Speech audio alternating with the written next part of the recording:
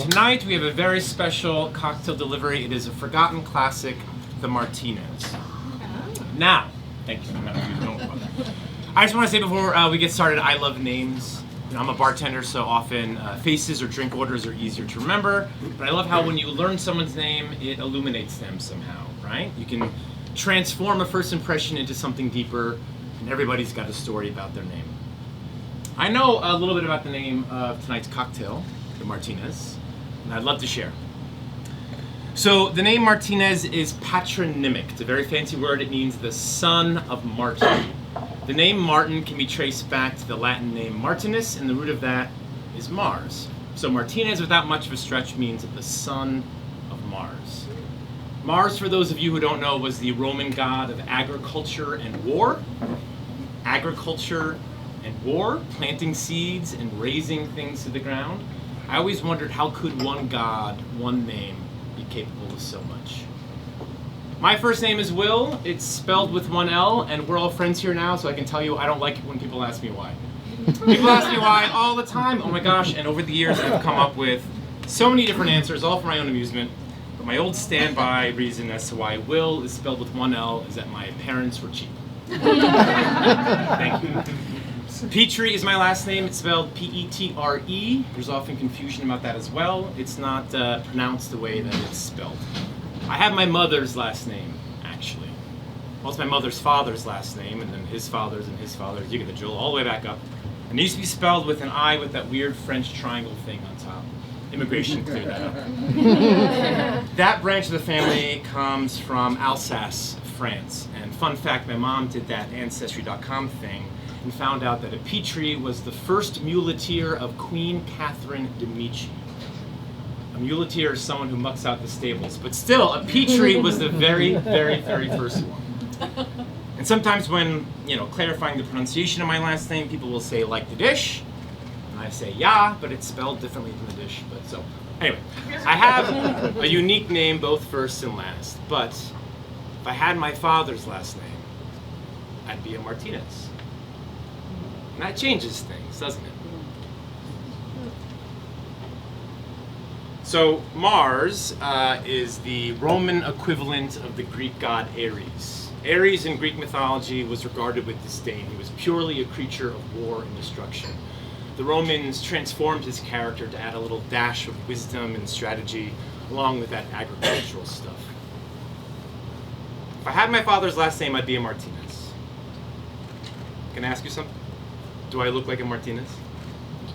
Sure. Do I look like a Petre? Sure. Do I look like a Wil with one L or two? Sure. Thank you. You look like whatever you tell me you look like. Thank you. I appreciate that sensibility. Growing up though, I always had this feeling that there was some disconnect between my name and my flesh, and maybe that disconnect is what sows confusion about my name. I met my father, Angel Martinez, in 1992 when I was 10 years old. It's a very strange feeling meeting your father, but I will get into that in just a second. When he was 16 in 1981, he was a Venezuelan exchange student at my mom's boarding school. For just a few months, he got kicked out, but not before one fateful party where they both got drunk on a keg of Genesee cream ale. So for many reasons, he was expelled. He was back in Venezuela by the time my mom found out she was pregnant with me. She only had a mailing address in Caracas. She wrote letters, never heard back. I was born a Petre, kept writing letters, no response. The letters went unanswered for 10 years until a phone call just after my 10th birthday. So why 10 years is a story for another cocktail, but sometimes I wonder, if things had gone just a little bit differently, what would I be named? I remember meeting him in Grand Central Station. So I lived in Westchester. My dad had flown up from Venezuela to New York. My mom had gone down to the city the night before to get reacquainted, kind of figure out what this moment was going to be like. A family friend took me out of school for the day. We took the train down. I remember walking out into the great atrium of Grand Central, and we happened to walk out right underneath my constellation, Cancer the Crab. I remember looking up at the ceiling and pointing at it when someone grabs me and lifts me off the ground. And my head and my arm are still stuck pointing skyward. I can't see who it is. Then he puts me down, and there he is. what a strange feeling for those of you who have not experienced this to meet your father. But like, I smelled him before I saw him. A very strong cologne. But he puts me down, and I see his face, and something clicks. And I don't know if clicks is the right word, but something like. It took me years to figure out what that is. You know, I will say it's interesting being mixed. You know I sometimes present as white. Seasonally, I say. If you catch me midsummer, I look like a golden brown oregano. My father's face is much darker than mine. My mother's is much lighter. If you line us all up, I'm right in the middle of that color gradient. Like, is that what clicked for me?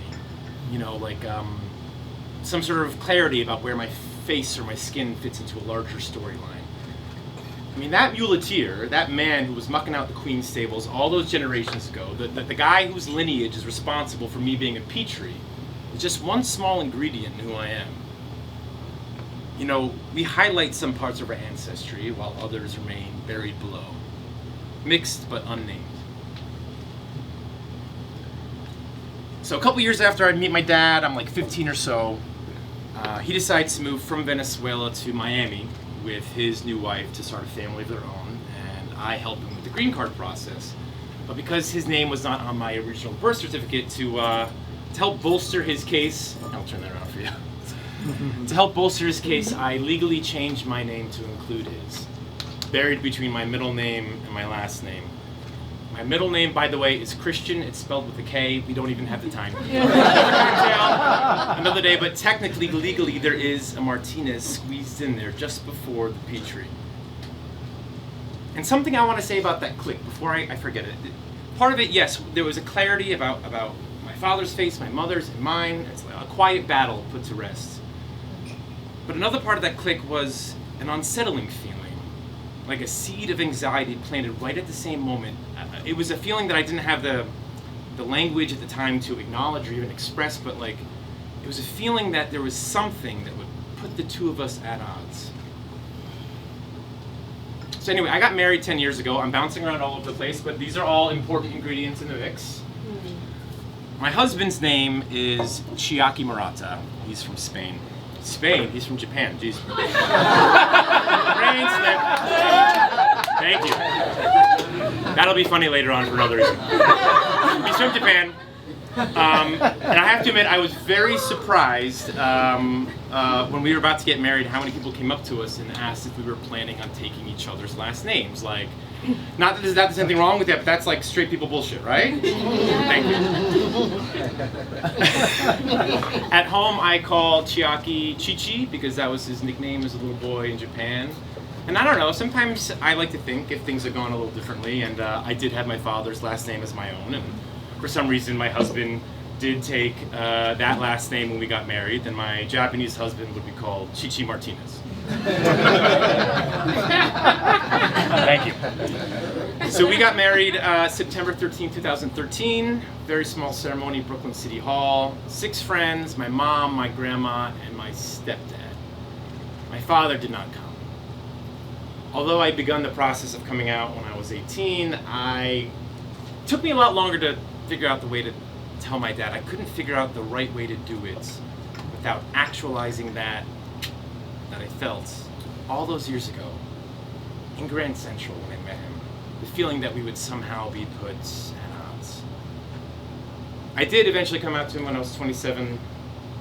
Fortunately, yet predictably, because of that conversation, we don't have a relationship anymore. It's okay. Chiaki and I got married. We did not take each other's last names. I am still a Petre. He's still a Murata.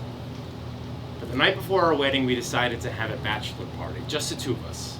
We got on our bikes, we went to a local bar in our neighborhood, and for some reason, we ordered 2 Martinez's each. We raised them to a future together. And then we went home. I'm gonna make one right now. So, 2 ounces of Old Tom Gin. 3/4 of an ounce of sweet vermouth. Just a little bar spoon here. This maraschino. 2 dashes of Angostura bitters. So these ingredients all have their own names, their own stories, perhaps to be explored at a later time.